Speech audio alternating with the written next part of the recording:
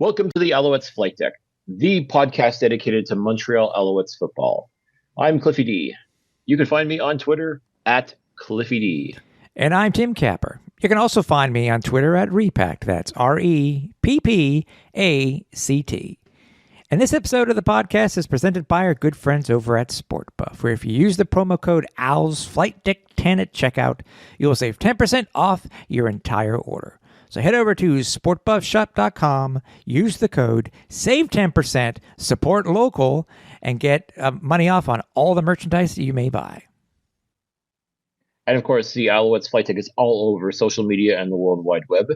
Make sure you head on over to www.alouettesflightdeck.ca to check out the entire archive of our show, including all 7+ seasons.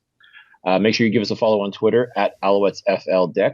Find us on Facebook at facebook.com/AlouettesFlightDeckPod. Check out our Instagram, where we've been doing some live streams lately over at Alouettes Flightdeck.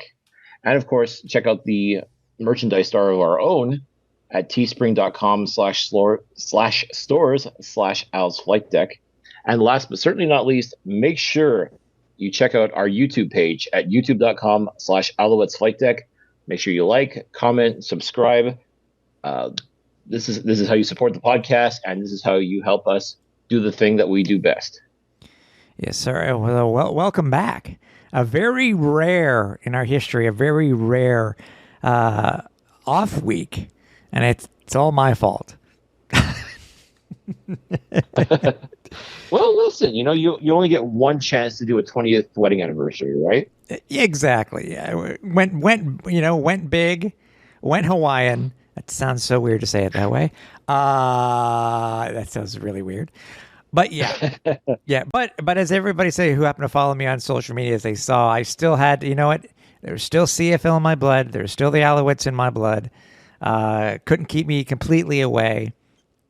So just happened to be on the cruise ship bar, sailing in the middle of the Pacific Ocean off the coast of Hawaii. And I watched the fourth quarter of the Owls Tiger Cats game. And yeah, so it was a bucket list type of thing. I'd love to do it again, but I had fun. I know you did too. By the way, speaking of doing things and stuff like that, speaking of Hamilton and stuff like, you yourself were in the Hammer for the game. I was a bit of a last-minute decision to head on down to the Hammer to check out the game. Wasn't planning on it initially, but decided, okay, let's, got to get that football fixed. That's really what it comes down to, folks. Is sometimes you just got to say the heck with it, jump in the car, and head on down the 401. And yeah, like okay, saw the home opener, and let's go see the home opener for the Ticats, and also the first away game for the regular season of the Montreal Alouettes. So yeah, let's do that. And boy, did I make a great decision. Yeah, you did. It was just, again, I rewatched the broadcast last night to get caught up on the first three quarters that I happened to miss. It was, you know what? We've been seeing things so far in the regular season where people are talking, where they're keeping us within the quote unquote power rankings. And you know what? All I can say is, everybody, keep disrespecting us. Go ahead and keep disrespecting the Alouettes, because keep sleeping. Yep. Keep sleeping. Mm-hmm, exactly. Because I think it just doesn't. I think they'll say it, but I mean, players will say it. It's something that I'm sure that helps them get motivated. Obviously, game day itself is motivation, I'm sure, enough, but why not? But that's the type of bulletin board material that can help. So, 100%. And believe me, and then we've seen this even throughout training camp as well, and the preseason, and even into the first game. Like there was just doubt, so much doubt as to how it was all going to come together. And honestly, if you had doubt, folks, I sincerely hope you don't have doubt anymore, because I mean, this Montreal Alouettes team is definitely making a lot of people look very, very foolish with their play and with how they're handling things off the field as well. Again, I'm not going to call them a model franchise just yet, but they're taking the steps right now to show that, hey, this is a very competitive football team on the field. And off the field, this is a team that really wants to ensure that they get butts in seats. They make sure that they sell out Molson Stadium. They make sure that when you are in Molson Stadium, that you are going to have a good time. And as far as I'm concerned, everyone's trending in the right direction for this team, both on and off the field. And that's absolutely amazing. Oh no, for sure. I mean, it is obviously it is early in the season. I mean, but you still got to look at things, especially where they are. 2-0 so far in 2023. Dude, that is something the Alouettes have not done since 2011. That's with Anthony Calvillo. Mm-hmm. We have not gone. The team has not gone 2-0 since 2000. Started the season 2-0 since 2011. Which it's mind blowing. It really is. And again, the fact that the Alouettes have not lost any football game in 2023. I know it's early. I freely admit it's early, but I mean, undefeated in the preseason, undefeated thus far in the regular season. I mean, this is a team that has the momentum and is trending upwards. And that's great. I mean, especially, as I said, so many people had so much doubt and were ready to bury this team once again because of everything that had gone on during the offseason. But how they've responded, how they have come through, how they have answered the call every single time has been pretty. No, not really. But there are no style points in the CFL.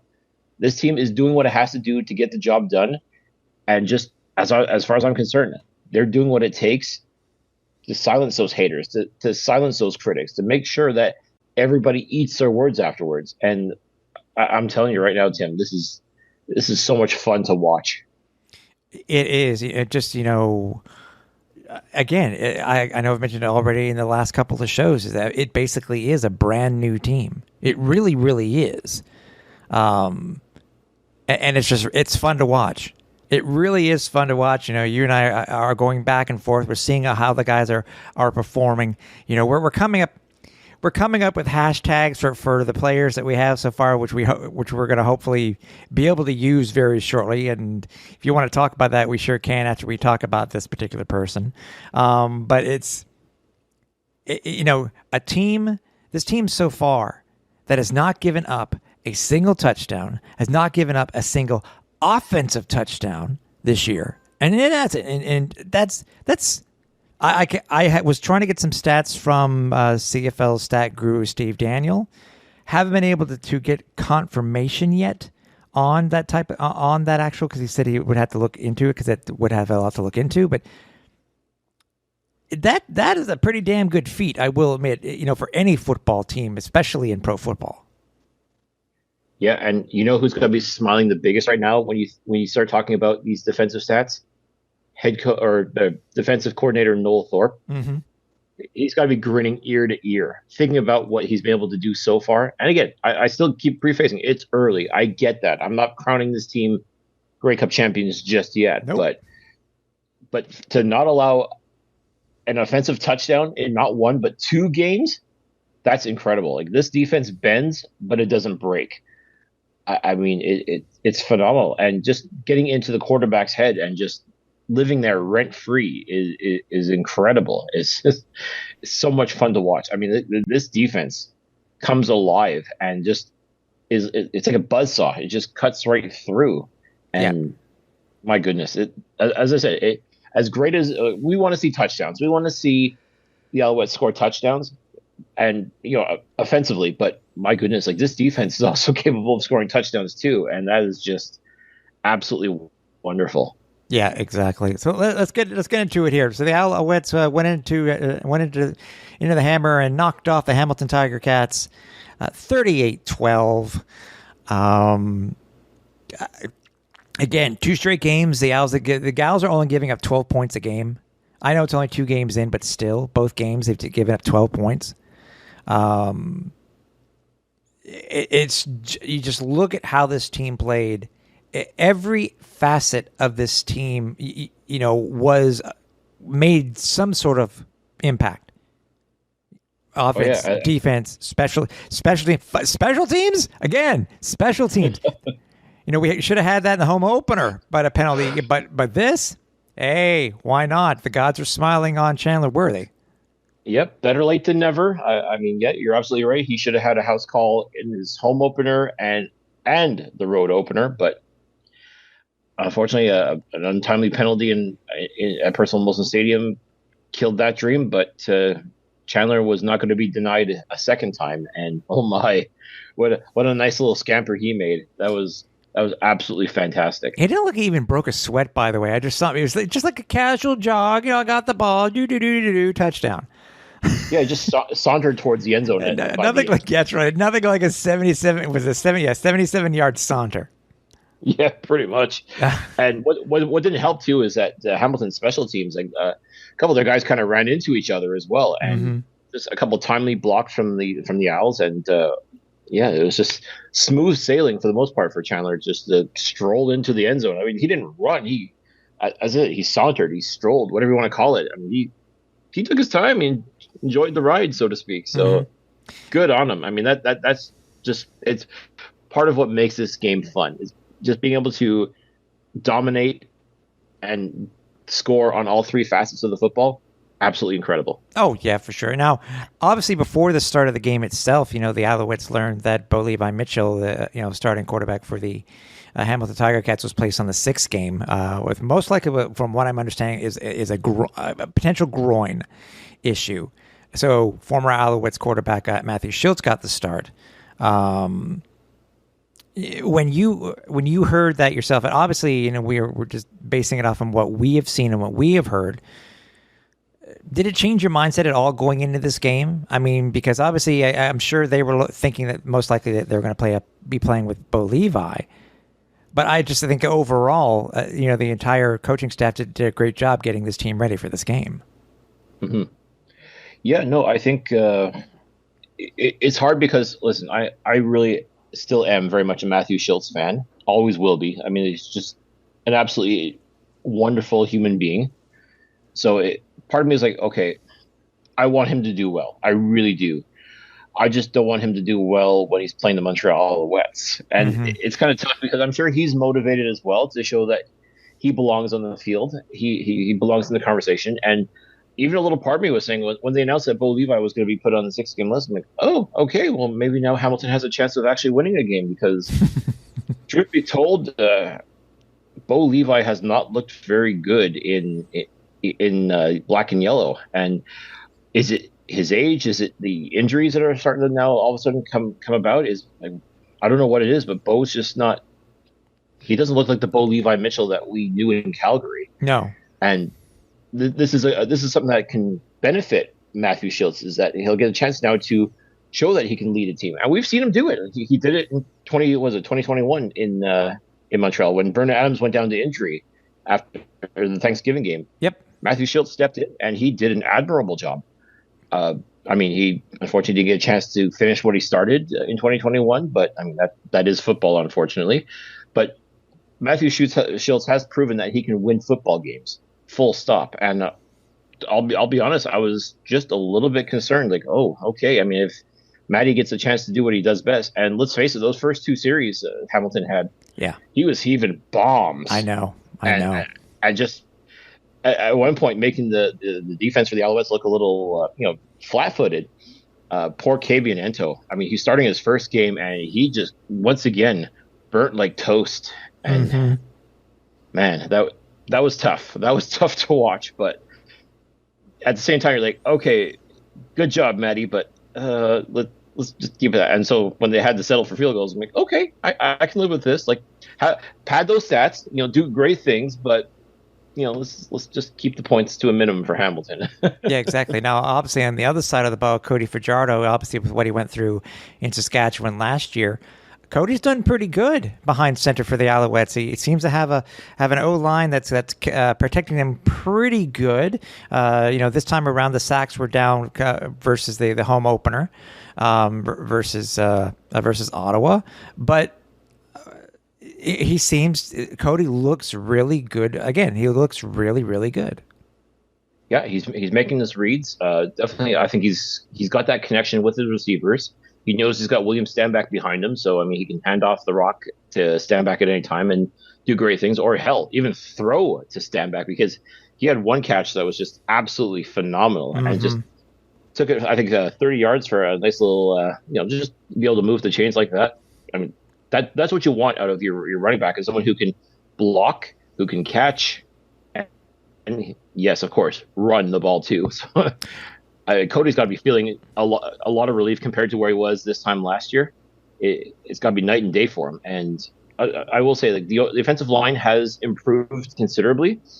I think of the 3 sacks that Cody had, a lot of them were kind of, I want to say, self-inflicted. Like he just, he tried to make something happen, like try to make something out of nothing, and ended up just getting bottlenecked. And listen, that's going to happen no matter what. But I think as long as this offensive line is able to still give him the protection to make plays happen, I mean, Cody looked pretty damn good out there. Yeah, he did. I mean, stats don't lie either. I mean, 19 to 25, 292 yards, no interceptions, 2 touchdowns. Also had a rushing touchdown. He's looking good. And we're talking about having a new, as I said at the top of the show, this team is very, very young. A lot of new names. I think we're finally learning them even without a program. You look at some of these guys and they're becoming household names so far within the first 2 weeks. One can't help but keep wondering and looking at, sometimes this team, I'll go with Cole Speaker last year was the guy who was the surprise, right? And this year it just happened to be the Big Mac, Austin Mack. I mean, what can you say?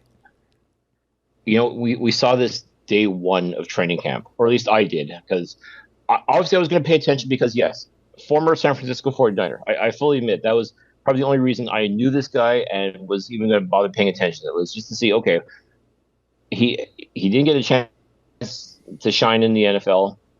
Now I'm pretty sure he's kind of relegated to the fact that, okay, I'm here in the CFL. If I want to get back to the NFL, I got to ball out. And sure enough, that's what he's done. Every time he's been called upon, every time his number's been called upon, he has answered and answered in a big way. I mean, this guy has been absolutely sensational. Just 2 touchdowns against the Tiger Cats and absolute beauties too. That's the best part. And my goodness, like, yeah, I definitely think now, if you don't know who if you don't know who Austin Mack is now, you have to. How can you not know who he is now after seeing that performance against Hamilton? Just absolutely sensational. Like you're absolutely right. Like this guy is going to become a household name by season's end.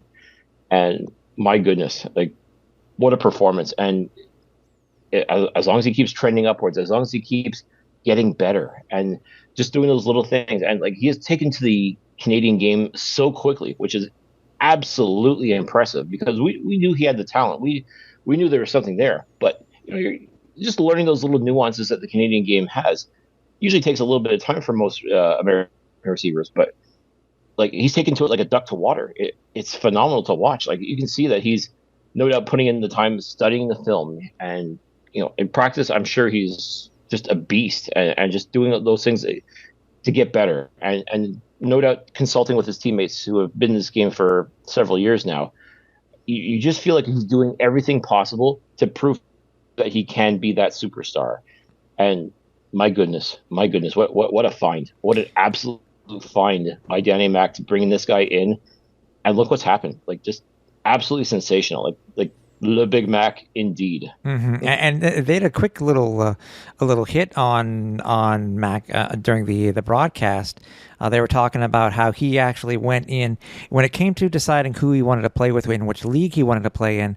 I think when Montreal became on his radar, they were talking about how he looked at the history of the team itself and where they have gone. And he actually said specifically, he talked about Ben Cahoon, talked about AC. So he may be a rookie wide receiver in the CFL, but he took it upon himself to learn about the team that he was going to be playing for. And that should impress fans alone. Some guys are just, sure, obviously everybody knows that, the thing is to go back to the NFL. I get that. But to take it, just even that little bit of time to learn about the team, to learn about the city, to learn about the history, it should mean a lot to every single Alouettes fan knowing that he just did that, and he's being rewarded obviously with the great play. Well, I just think back to the home opener, like the Alouettes on their Instagram account, they showed a picture of Austin, pregame, and he's rocking a T-shirt of Alouettes legend Anthony Calvillo. I mean, that's his offensive coordinator that he's wearing on his chest. Mm-hmm.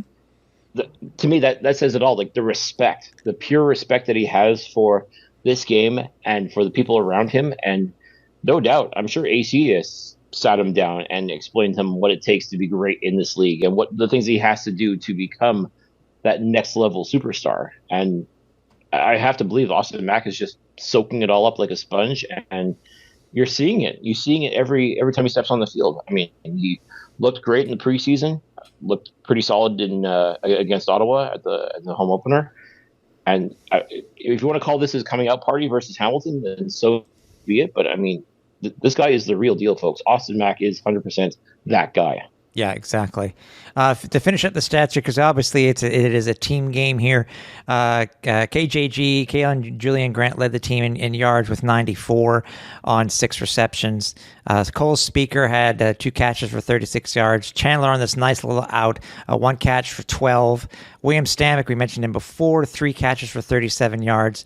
And you cannot, if you want to see some highlights besides the Austin Mack touchdown, what about that catch early on from Keishan Abram, basically turning over on his head? I mean, 2 receptions, 32 yards. Those stats alone do not show how well that this dude played. Oh yeah, it doesn't do him justice, quite frankly. And once again, there was a reason why this guy was practicing with the ones during the first week of camp. Is that there's something there, and like I said, Austin Mack is definitely getting the headlines right now. He's definitely getting a lot of the attention, as well he should. But Keishan Abram too is one of those guys, like one of those sneaky good guys that you just don't expect a whole lot out of because you didn't know where he was last year. But all of a sudden, one of those guys that just kind of sneaks through, and next thing you know, bam, he is catching things left, right, and center, and building up that resume. And but when it's all said and done, we can be looking at a serious threat here. I mean, you've got like a murderer's row potentially. Yeah, especially if the 2 guys that we currently have on the 6th game when they come back. Oi, man! I'm telling you, can you imagine having like the choice that Jason Moss is going to have to make when it comes to KJG, Tyson Philpott, Reggie White Jr., Austin Mack, Keishan Abram. My God. I mean, Greg Ellingson. Sure. I mean, but you talk about like young, hungry players. I mean, that is it. I mean, like a lot of people were kind of dismissing the Alouettes because of their young receiving core, but I mean, these are guys that are not playing like rookies. I'll tell you that right now. Mm-hmm. By the way, I don't know if anybody happened to catch the when we're reading off the stats there, Cliff. Every single player averaged over 10 yards a catch.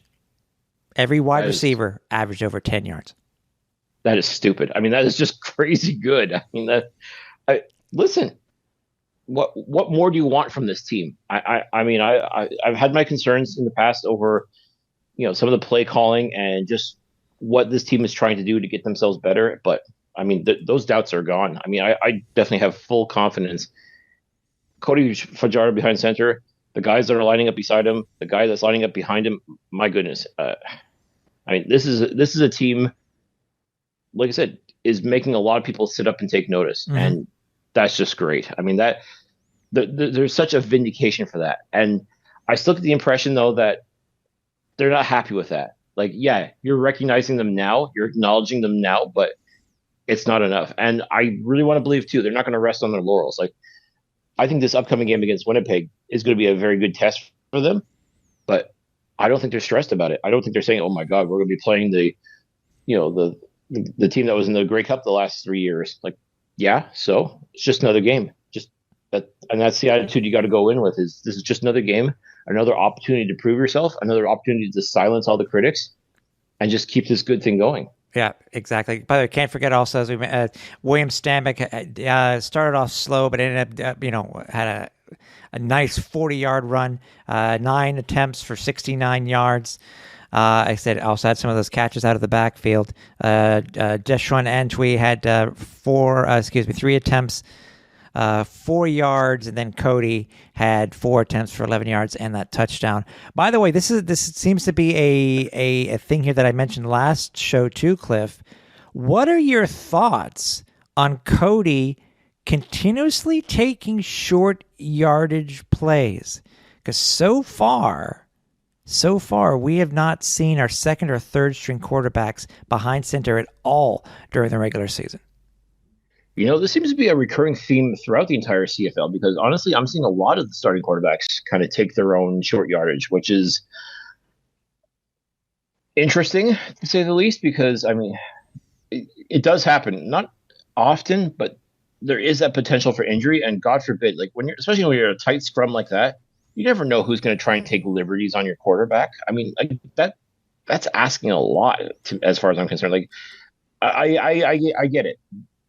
Cody Fajardo didn't get a lot of reps in the preseason. That was by design mostly, but he wants to take every opportunity he can get while he's on the field to lead this team. I get that, but I just can't help but wonder. And there's even a couple times, like even that little scamper he made to the end zone to score a touchdown. Like guys are going to be gunning for him. Like are these is this really what you want your starting quarterback to do? I mean, you've got Caleb Evans, who can plunge for that first down marker. You've got Davis Alexander, who can do the same thing as well as make some exciting plays happen to catch everybody napping. Mm-hmm.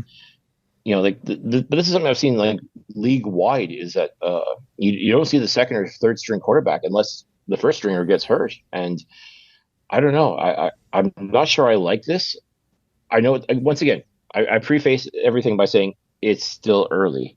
But at the same time, like God forbid, just take a look at Bo Levi, like taking one shot too many, or just something not going. It can just take one simple instance before you go down to injury, and if your number 2 or number 3 are not ready to go, that could be a problem. But why put your starting quarterback in potential harm's way to get a first down? I mean, I don't know. Like I have admired Cody's gumption.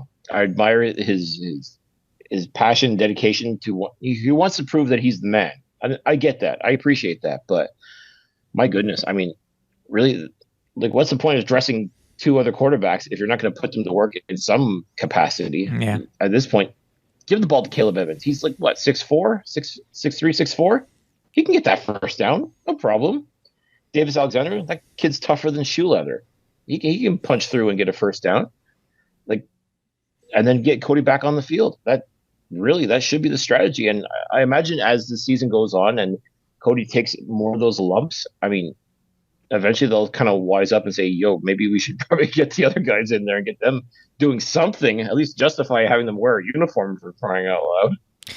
Yeah, I'm curious to know if that's going to change at all. I mean, I'd love to be able to ask whether it be Cody or whether it be AC or talking with Coach Moss to find out what's the game plan when it comes to that type of thing? Because as you just said, there can't be a potential for injury.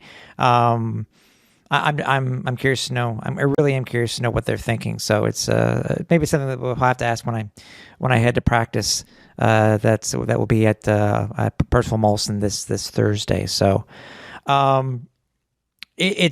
what were your thoughts? They kind of were able to right the ship, so to speak, and with those early passes from Matthew Schultz, the defense just ended up again not allowing a touchdown,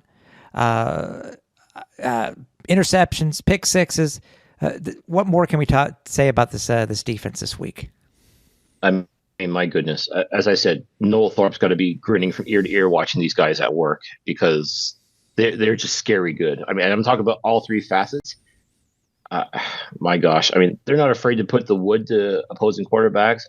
They definitely got into Matty's kitchen and made his night long and probably miserable because, yeah, he had a couple of really nice plays to start the first quarter, but I mean, yeah, if all you can manage is field goals, I mean, geez, you're obviously not going to win football games. Definitely not against this Alouettes team, and I dare say against no other team in this league. But man, they just had his number. I mean, you can see Schultz was trying really hard to make stuff happen, and he did a good job for the most part moving the ball downfield. But man, I mean, Deontay Evans just following up after his phenomenal performance against Ottawa, just keeps on going with another interception. Mm-hmm. But Wesley Sutton, you know what makes me laugh? He had said this year, Wesley Sutton, that he wants to be the Eastern nominee for most outstanding defensive player. And again, I still say it's early, but that pick six was absolute beauty. He read the mail. It just he read Schultz like a book, and just both interceptions actually they read Schultz perfectly. Yeah, no, I mean, but again, Deontay Evans, you expect that of him. Like, remember this time last year, Wesley Sutton was kind of still trying to find his way. Like, he had a couple of bad games that just you started, maybe starting to doubt what this guy could do. But my God, he really picked himself up by the bootstraps and made himself known towards the end of the season last year. And this year, when he came to camp, you could tell he came in with a great attitude. Like I said, he wants to be the man. He wants to be, again, the most outstanding defensive player. And you can tell he's been taking the steps in order to be able to do so. And that pick six, like that's going to help make the case. If he can do that on a consistent basis, I'm not expecting him to do it every single game, although that'd be nice. But to be able to be so strong defensively like that, and to be able to read your opponent and be able to make their lives miserable, that's going to go a long, long way. And I mean, kudos to Wesley. He did a phenomenal job, and yeah, that was just a thing of beauty. And the best part too, like Hamilton was still by and large in this game, even though the best thing to do was muster field goals.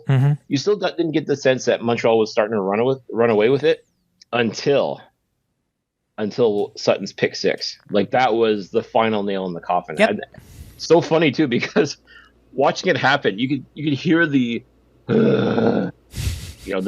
the wind being taken out of the sails at Tim Hortons Field. And even with the rain that was starting to come down, it wasn't heavy rain, but just heavy enough that you noticed it. And if you had a poncho, you put it on, or you had a hood, you put it on. Like, oh, okay, well, it's definitely raining. But at that point, with that pick six, pretty much everybody in Hamilton decided, well, let's go beat the traffic. I think I left a pot roast on in the oven or something like that. Like, they had somewhere else to be all of a sudden. Like, where are you going? There's still 6 minutes left in the fourth quarter. No lead is safe, right? Right? But yeah, no. So by that point, Tim Hortons Field was starting to empty out, and it just wasn't their day, unfortunately. Yeah. Seems to be too. I'm also noticing that one of the few things, over the past couple of years, it seems to be the big thing that fans have been worrying about, besides scoring, because we did, really did at some point have some trouble scoring. It was the amount of, it was a whole big thing when Danny Mac took over as interim head coach, the penalties. Right now, it seems to be that a lot of the penalties are still on special teams, which can hurt a team. As we mentioned before in the home opener, it called back a punt return touchdown. So what needs to be righted here? I mean, Owls did have 8 penalties. 7 of them were accepted, but still, most of them were on special teams. Right, and it's funny because last year, everyone was talking about the defense, like just not being disciplined. And now, special team penalties it's kind of a weird one because you're always going to find that extra block, or someone's going to take just that extra little step too far, or no yards. Like, there's any number of ways you can get penalties on special teams, and sometimes it can't be avoided. That's the unfortunate part. But I think by and large, though, this team truly has become a lot more disciplined. Again, a lot of this goes back to, as I said, with Noel Thorpe and Jason Moss. Like, these are both two no-nonsense guys. They're not going to take crap from anybody. And it's basically their way or the highway. Like, that really is how they present themselves. That seems to be their coaching style. And if you get it, good things are going to happen to you. And if you don't get it, well, then you're going to be shown the door. That seems to be the attitude. And you either, I think there's an expression, I'll clean it up a little bit, fit in or F off. Mm-hmm. And I think that's really what that seems to be the attitude they're taking. I mean, I don't think it's an official motto for them, but that really seems to be the attitude with this, like with the defense and pretty much, I think all aspects of the field is yeah, either fit in or F off. Yeah. Obviously, it's a big matchup this coming Saturday evening. We'll be talking about that in a little bit of time. But I think one of the things we should speak about specifically right now before we go on any farther, Cliff, is obviously the passing of. I would say he was a pretty well known player. I would say a fan favorite too. But we had a passing of a Montreal player way too early in life. Oh, absolutely. Dahran Dietrich was an integral part of those back-to-back Grey Cup champion teams in 2009, 2010. Just absolutely killer dude. Just a great attitude, just hardworking, and always had time for everybody. Like that was the thing. Just big smile, very outgoing, very engaging gentleman. I've been fortunate to know him quite a bit, and man, it's so hard. Like I knew he was going through his cancer, like treatments and all this stuff, and you just expect him to just keep on pulling. He kept on fighting. Like we haven't heard too much from him over the past couple of years because I guess just wanted to, didn't want to focus on that, but it took everybody by surprise to find out about his passing on Saturday, and it's just it sucks. Cancer just absolutely sucks. There's no, and just you think about 44 years old. I mean, that's still so young, and leaving behind a family as well, and so many fans too had great memories. Where I was seeing so much of that on social media, just people sharing their memories of Dahran and the Grey Cup parade. Like you see the pictures of the Grey Cup parade, huge smile on his face. You can tell he was digging every second of it, and being part of that championship team. His teammates too were leaving such wonderful messages. Brendan London, for example, was roommates with him during that time, and I think Dahran took young Brandon under his wing and showed him the ropes here in Montreal, and I don't think Brandon ever forgot about that. Just based on his words and everything, you could tell like this was one of his brothers, and he was like brothers with everybody that he got to meet, and it's hard. I mean, it is, and I'll clean it up too. But screw cancer, man. Really, 100% with the rusty nail. Like whatever you can think of. No, and that's the unfortunate part is like doing his treatments, and my God, at least he was able to extend his life a little bit longer. He did stem cell treatments, which helped him considerably as well. He was still doing his thing. I mean, he was still like I often joke, he didn't have cancer. Cancer had him. Yeah, it's usually the case. It's just like he was just just a absolutely fantastic individual. I mean, he definitely is going to be missed. I have to believe the team will definitely salute him at halftime. Sure. Yeah, before the game. But yeah, a great guy, as you said, gone way too soon. Obviously, our thoughts are with his family, friends, and all of Alouettes Nation. Really, we mourn his passing, and man, just Dahran, we speak your name. You were absolutely phenomenal guy, and you will be missed. There's absolutely no question about that. Yeah, for sure, man. I agree wholeheartedly. It's been a tough year so far for when it comes to known names and stuff, but it's it's keep on grinding. That's I'm sure that's all that they can do. Whether it's a part of Alouettes Nation. So 100%. And and listen, we just got to keep going on. I think that's what they'd want to, is for us, like keep on going, keep doing this thing, and keep bringing happiness and joy to Alouettes Nation, and keep winning football games like that. That's the best possible tribute you could pay to somebody like Dahran Dietrich. Yeah, I agree. A little bit of team news. We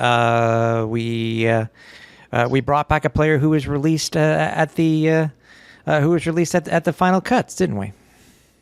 Yep, definitely one of the final cuts. Reggie Stubblefield. A bit of a surprising cut because we've seen what he's been able to do. Definitely had a solid enough camp. Not outstanding, I will say. I mean, like he saw limited action in the 2 preseason games. I felt like he didn't get a chance to truly show what he can do.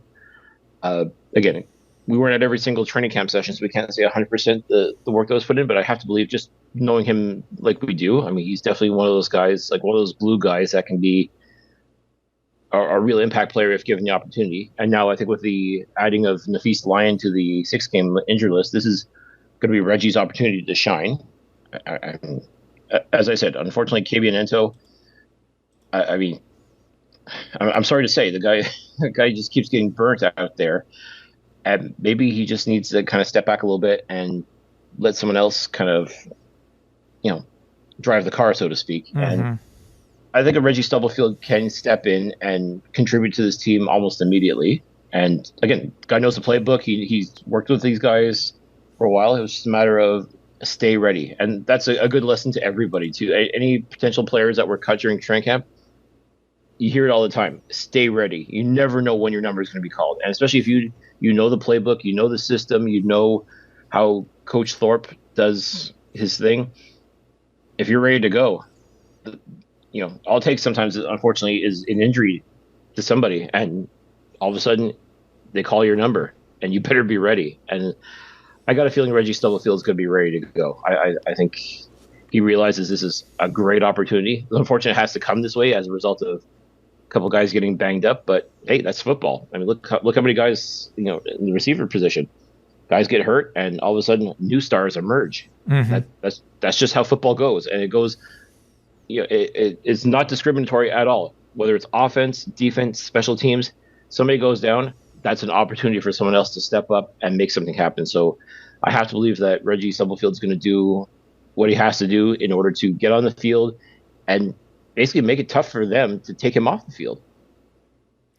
No, it's true. And as I said, with Nafis Lyon going down and put on the 6th game, it will be interesting. It will be interesting to see how he's inserted into the playbook for the defense this week versus Winnipeg.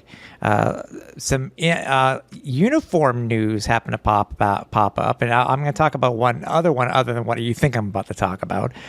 I thought it was very interesting. We talked about the beginning of the season, how it's sort of we feel that with how the team has been promoting, that's the best way I'll say, promoting Videotron and all of Pierre Carl Pelleteau's media members, I guess we'll say. And, we've seen it at the stadium. It's on the patches. It's sort of a slight or throwing shade at the CFL and at their current television partners. But then I mentioned this to you and happened to see that not only do they have Videotron on their home uniforms, but they also have Freedom Mobile on their away uniforms, and they have TV Sports on their practice jerseys. Mm-hmm. So I guess they're going 3 for 3. Well, that's it. I mean, I said before, and I'll say it again. PKP is clearly all about the gamesmanship. I mean, he can't. It's pretty clear when the rights become available for the CFL, like the broadcasting rights, whether it's in English or French. I have to believe he's going to throw his hat in the ring for that, and he's going to do what he can to get that. I mean, at the very least, you'd have to think the French broadcasting rights to be able to show on TVA Sport. But I mean, like this is his way of making sure that people know that there is another option. As far as like it doesn't have to be just TSN, folks. There are other options out there. So it's going to be so interesting. I know we've talked about it before, but it's going to be so fun. And as I mentioned to you before off air, before we started, I'm still curious. This is just me wondering out loud. I'm curious to know how they decided to put which patch where. You know what I mean? Freedom, I guess Videotron, because it is readily available, obviously within Quebec and within the main area for the Alouettes at home, as an example. Freedom Mobile is a new entity that has been taken on by Videotron just recently. That is a national global brand. which is trying to obviously build their their base. Yeah, their base. And the smaller one, I guess we could say, would be TVA Sport. So it's I think I probably answered my own question, but I'm just still curious to see how they came about to decide to put what where. So I still think it's funny. I still think it really is funny. It is, and again, I'm sure a lot of folks listening are like, okay, it's a jersey patch sponsor. Who cares? I mean, to me, it's just it. As I said, it's about the gamesmanship. It's about the fact that when you own the team and you own this company as well, you get to call the shots. So why wouldn't you take advantage of this if you're Pierre Karl Pelado? Why wouldn't you advertise your company on your team's jersey? I mean, you've got the right to do so. You can put on a sponsor of anybody you want. So why not sponsor your own brand, so to speak? And I think it's fantastic. And it's just a slight nod. You think about, okay, well, the road jerseys, you probably didn't give too much thought about, but sure enough, Freedom Mobile, which is, as you said, available, nationwide in Canada. I mean, that's just great. I mean, that's just absolute games. It's basically going up against the whole TELUS thing. So it's yeah. So just kind of thumbing your nose, as they say, at the establishment, and I like that. I appreciate an owner that can do that and just have fun with it, like just in a very subtle kind of way. Like you're not going to see that. I don't think you're going to see that kind of brash bravado that you saw with the previous regime here from PKP. But like this is just another little subtle dig, and I like that. That's what it takes. And most people wouldn't notice it, but the people that do notice it, they're like, I see what you did there, and I'm all for that. Yeah. And obviously the big news, which was teased when they first announced all the theme nights, we had been teased after, we've been talking to the players and stuff like that. The teaser finally came out, and then it was finally released what the Alouettes' new third jerseys are going to be looking like, that they're going to be wearing this Saturday for one of two games this season.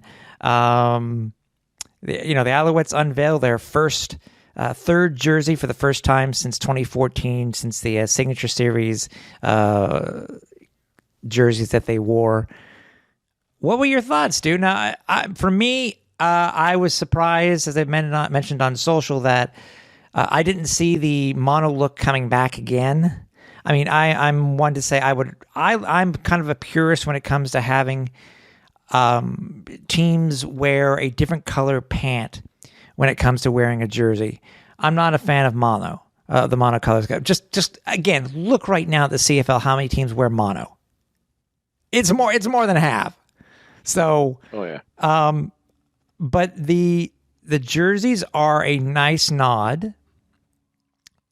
Memes aside from the with Shane Falco in his jersey for the replacements, or talking about it how it's mimicking potentially what the old New England Patriots wore for their throwbacks. It's a nice look, and I think people need to remember too. And I don't know if this goes back to 2019. If people go back and search on Facebook, the Owls announced the 10 finalists, and this jersey that was released, it is almost identical, less the coloring of the numbers, but it's almost identical to what they had. So I guess I understand how what the team announced, it stayed predominantly red, blah blah blah, whatever it said in the press release. But again, this thing goes back to 2019. So I'm curious, if the team gives what the original prize was, congratulations to the guy who made the suggestion. But I'm pretty happy with these jerseys. I will be getting I'll be getting a replica. Hopefully, sooner or later, we'll be getting a game worn. But what were your thoughts on these jerseys? First thought initially was, that's very red. And very apropos that they'll be playing those on Canada Day. I mean, what better color to be wearing on July 1st than red? Mm-hmm. So the Alouettes, that's a win right there.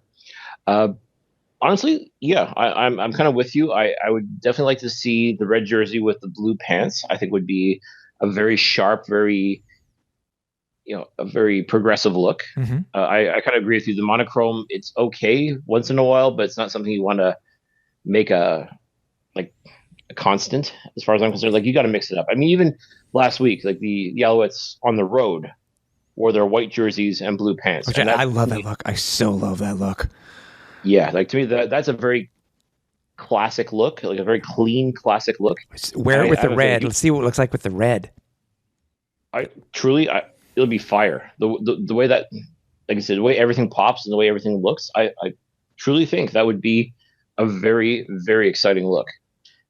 But like I said, I'm looking forward to seeing these uniforms in action. And already, so far from what I've seen, lots of Alouettes fans are excited, and already apparently quite a few orders have been placed. I don't know if you had a chance to see the Alouettes Boutique's Instagram. I did. Yeah, I did. I saw their Insta story. A lot of folks are ordering custom jerseys, not just jerseys of players, folks, but I'm talking like putting their own name and number on the back of the jersey. Like these jerseys they're hitting. Like, people are very interested in them. It's clear. So I mean, and I can just imagine, like, July 1st, when people actually see them live, you may automatically be like, oh my God, I got to get one. And the next thing you know, the people that do the jerseys at the stadium are going to be very, very busy on July 1st. Oh, for sure. It's funny. You talk about this wearing them on Canada Day. It's so shades of the Ottawa Renegades wearing their red jerseys versus the Alouettes on Canada Day. Oh, way back when. So yes, you know what I mean. So I'm looking forward to it. I'm looking forward to it. Should be fun. I mean, red's a good color. What do you want me to tell you? I mean, maybe look different in person. We've seen what the pictures were. Maybe look different under the lights. Maybe it won't be as red, but we know it's matching the team's current red colors. So that's I'm fine with it. I think it looks really, really good. And having Alouettes across it instead of Montreal looks sharp. Yeah, 100%. So I mean, folks, if you're going to go to the game on Saturday, you get a chance to see them live. And I said, I truly believe just based on what we've seen so far, just going strictly on what we've seen on social media, I'm not going to say they're going to sell out of the jerseys, but man, I'm sure a lot of people are going to want to get their hands on one. Mm-hmm. And put either their favorite player's name on it. I think you even saw a Calvillo one. If you believe I did, that. I saw that too. Yeah, I did see that. So I mean, that's wild. And again, it always makes me laugh. Like, it's like, okay, he didn't actually wear that jersey, but I mean, that's an evergreen player, right? So I mean, like, it's not going to go out of style having the Calvillo 13. So mm-hmm. Listen, I mean, folks, I mean, these jerseys, I mean, they're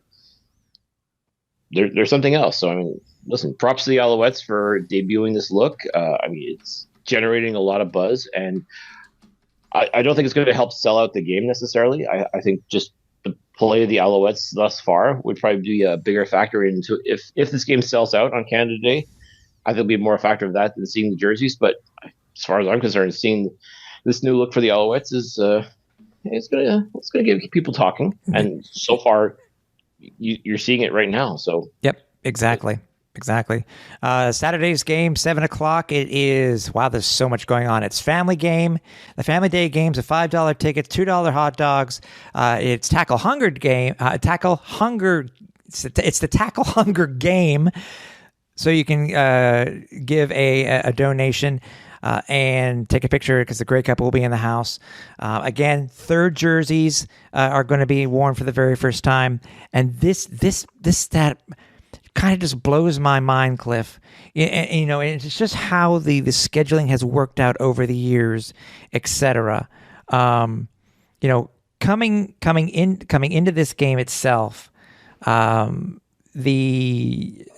Alouettes had played a grand total of 5 games on Canada Day.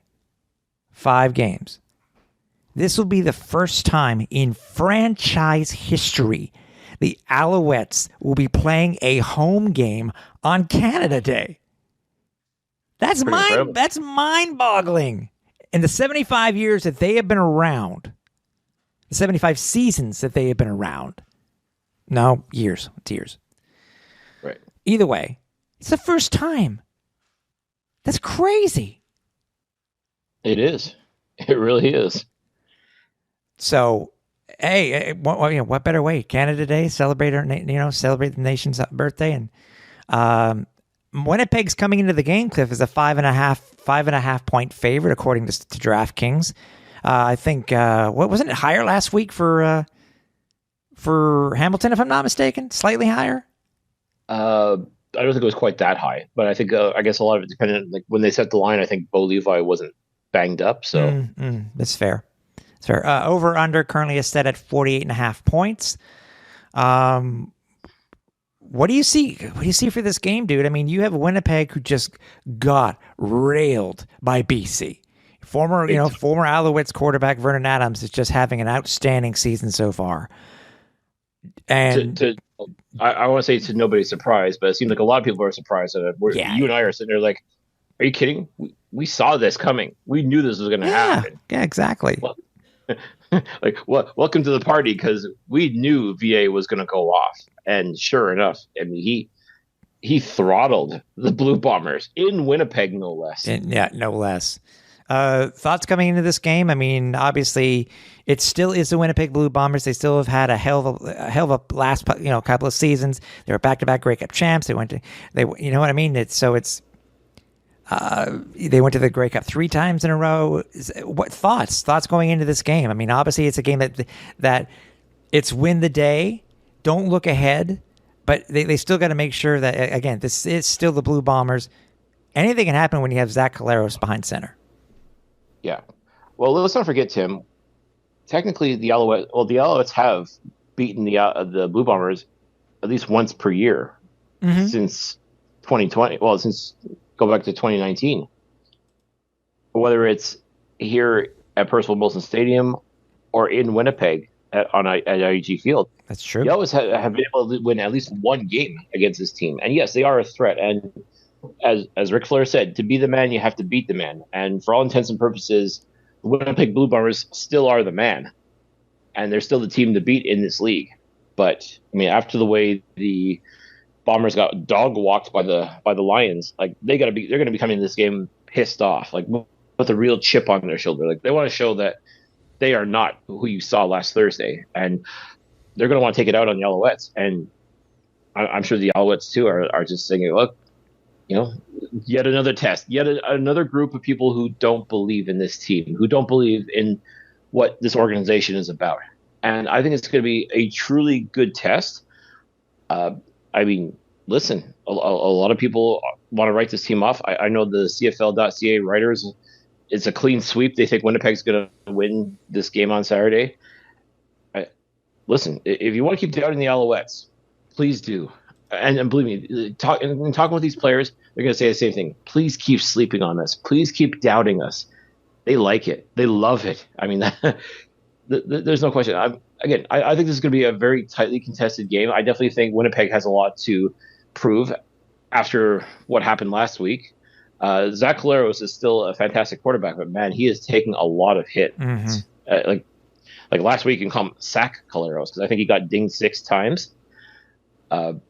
Brady Oliveira is still definitely very much a threat in the running game. Nick Dembski is one of those receivers that's just so hard to handle. But, I mean, BC found a way to just shut them down, like absolutely shut them down. And considering this Noel Thorpe defense, they're going to see that as a challenge. They're going to say, okay, well, if that's what BC can do, let's see what we can do. And that's going to be the fun part, is because, as we said, this is very much a bend but doesn't break defense. I want to see if that's going to continue against Winnipeg, because if those offensive weapons that they have can start clicking, it's going to be a bit of a long game for this defense in Montreal. But I truly believe, like, just based on what we've seen over the past 2 games, I mean, this defense is for real, and I think they're going. It's not going to be a cakewalk for either team, to tell you the truth. I think this is going to be a very tightly contested affair, and could really come down to a field goal. I mean, that's really what it. That's how tight I think it was. And let's not forget, last year, Montreal went into IG Field. Yep. The Bombers were undefeated at that point. I think they were 9-0, if I'm not mistaken, or 10-0. Yep. And they won in overtime. The Alouettes won in overtime, and it. Now again, you can probably blame that on the fact that their Winnipeg's kicker at the time couldn't hit the broadside of a barn, but I mean, regardless, the Alouettes still walked out of there and handed the Blue Bombers their first L of the season. That's not nothing, and they won't get that opportunity again this year. But imagine being able to defend the nest, silence the haters, and show everybody, yeah, this team is for real. This is a team that can compete, win or lose. I mean, even if the Alouettes happen to lose, then so be it. But one thing's for sure, this is not going to be a blowout for either team. I really, truly believe this is going to be a very tightly contested affair, and I think it's going to make for a very, very fun evening at Percival Molson Stadium. Like, I think we're going to be treated to a very fun matchup. Win or lose, I think this is going to be a very, very interesting game for both teams. I do too. And by the way, it's funny we're talking about Canada Day and whatnot. By the way, first Canada Day game for the Alouettes since 2012. And this will be the first time that they have played on Canada Day versus the Winnipeg Blue Bombers, Cliff, since 1998. Wow. Okay. Well, listen, I mean, current history being what it is, listen, I'm not going to guarantee a win or a loss, but one thing's for sure, like, these two teams will face each other twice, and I mean, anything can happen. That's the beautiful part. And the way this team is built right now, this Alouettes team, it's going to be a fun game. Without question, this is going to be a lot of fun to watch. I'm definitely looking forward to seeing it. I'm definitely looking forward to seeing the new uniforms. They've split the last 12, by the way. They have split the last 12.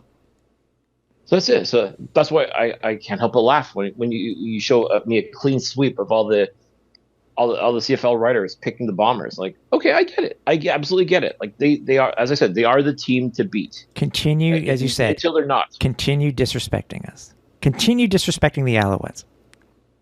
Continue. That's it. Please do. There's no question as far as I'm concerned. Like, this team's not going to roll over and die. I'm not going to guarantee they're going to go 18-0. But my God, the fact that they still have not lost a single game, whether preseason or otherwise, so far. Think about it, Tim. Undefeated in May. Undefeated in June. Mm-hmm. Can we start working on undefeated in July? Yes, we can. Gosh, I hope so. I think we can. I think that would be a very nice goal to attain. And it's true. You don't win the Grey Cup in June, but you can lose the Grey Cup in June. Well, guess what, folks? The Alouettes are not going to lose the Grey Cup in June. I can tell you that right now with 100% certainty. They will not lose the Grey Cup in June. Yeah, it's going to be fun nonetheless. Again, we have so much. There's so much going on with the game this week. I hope it's a holiday weekend, people. What else? And I think so far, the weather's supposed to be looking quite good for the game on Saturday.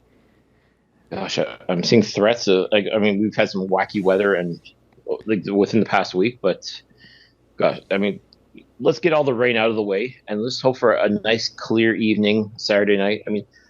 We don't need fireworks. I think the Alouettes will certainly provide enough fireworks on the field. So I don't want no weather fireworks. I've had enough of those already. Especially with Saskatchewan a few years back. Don't even get me going on that, dude. No, we don't want that, unless the Alouettes are leading, and then at that point, yeah, go ahead and cancel the game because of lightning. Yeah, right now it looks like we may need to have. Oh boy, we make it some Mother Nature maybe giving us some fireworks also, dude. By looks of things right now, we may need our rain gear. Mostly cloudy with a risk of scattered thunder showers throughout the night. Well, listen, I sat through the rain in Hamilton. It wasn't that bad, but no. Listen. Weather's not going to scare us off. And no, it is not. Folks, if you have a chance, definitely make it out to the stadium. If you were there for the home opener, you saw how awesome the atmosphere was. You saw just how great it can be. Like, when this team is winning, when they're giving you something to cheer about, there really is no other place like Percival Molson Stadium. I'm not expecting a sellout against Winnipeg, but that would be damn cool. And let's face it, it's Saturday. It's a holiday. Come support the team. That's all there is to it. Yeah. They're giving you something to cheer about, for crying out loud. What more do you want? No, I completely agree, dude. I completely agree. Again, we did something different this week because of my schedule. we will have already given away the tickets, the SportBuff Flight Crew seats for this week's game, but stay tuned for the Toronto game on the 14th. We will be doing that as of next week's show. We will be putting it out as normal, so stay tuned. But, dude, I'm glad to be back, dude. It was weird having a week off, but I'm back, and I'm ready to see some Alouettes football on Saturday. 100%. Onwards and upwards. And, folks, once again, if you're, however you're checking out the flight deck, whether it's through your podcast platform, through YouTube, please let us know what we're doing right. Let us know what we're doing wrong. If we're doing things great, tell a friend, tell a coworker, tell your family, tell everybody about the Alouettes Flight Deck. Make sure you're subscribed. Make sure you're checking us out on social media. I mean, this is... Or tell us. Email me at tim.capper@alouettesflightdeck.ca or email Cliff at clifford.pine@alouettesflightdeck.ca. We want to know. Exactly. Let us know what we're doing right, what we're doing wrong, because, once again, this show is all about you, the listeners. We want to make sure we provide the best experience possible for you, just like the Alouettes want to provide the best possible experience for you on game day, win or lose. So if we're doing something great, let us know. If we're doing something bad, let us know.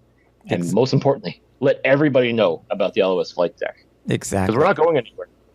Exactly. We still got a long season ahead of us, and we are now planning to be here for the entire thing. Good, yes. Bad, or ugly. And lastly, just I have to make, because it was, and no, we're not tooting our own horn. Oof. I know that was bad, but that was like a trumpet, like. Got to give a huge props and a shout out to not only the production team, but the name is totally escaped my mind at the moment. The production team and to the Montreal Alouettes for their for adding us. For allowing us to be a part of that mini documentary on training camp. All the thanks in the world.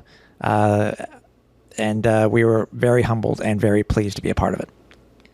100%. It was surreal, to say the least, because this is completely out of left field. And it's one thing to see everything, all the action, you see everyone talking, and then just to hear our voices as a part.